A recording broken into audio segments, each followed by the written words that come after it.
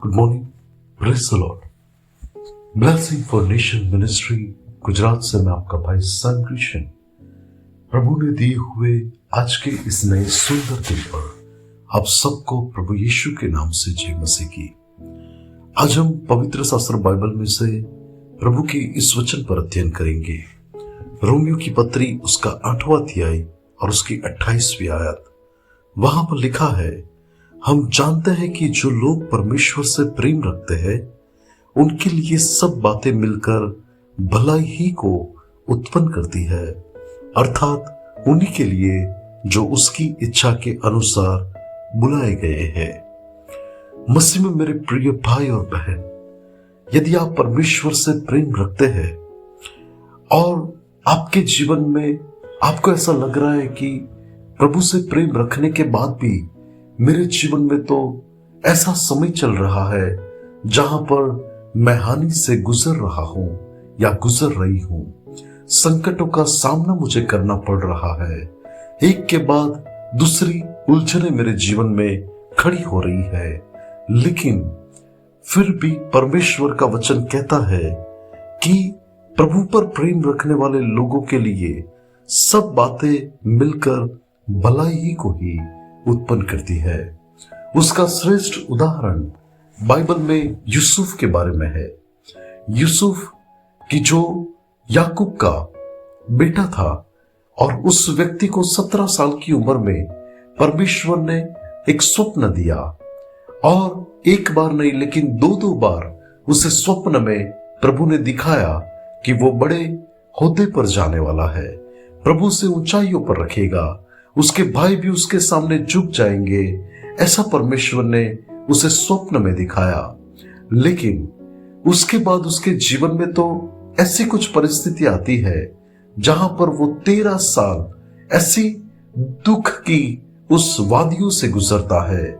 स्वप्न तो बहुत अच्छा था, लेकिन हम जानते हैं कि यूसुफ प्रभु पर दोष लगाने वाला नहीं, लेकिन प्रभु पर प्रेम रखने वाला व्यक्ति था, वो प्रार्थना करने वाला व्यक्ति था।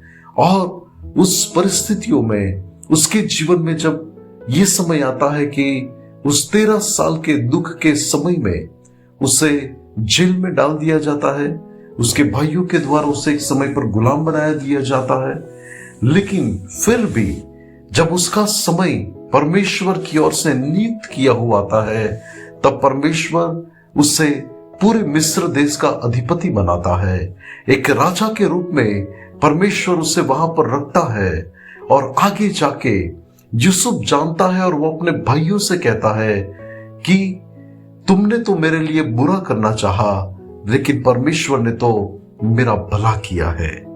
परमेश्वर के प्रिय लोग, आपकी जीवन में यदि कुछ ऐसा आपको लग रहा है कि इतनी प्रार्थना करने के बाद भी मेरे जीवन में कुछ अच्छा नहीं हो रहा है, तो डरिए मत, घबराइए मत, व्याकुल मत होइए, अपने आप में सवाल मत उठाइए। परमेश्वर अपने भक्तों के लिए हमेशा भला है। चाहे मौत की वादियों से भी गुजरना पड़े तो भजनकार कहता है कि मैं फिर भी न डरूंगा क्योंकि तू मेरे साथ है। परमेश्वर के लोग, आज आपके जीवन के अंदर परमेश्वर चाहता है कि वो अपनी भलाइयों को आपके सामने प्रकट करे।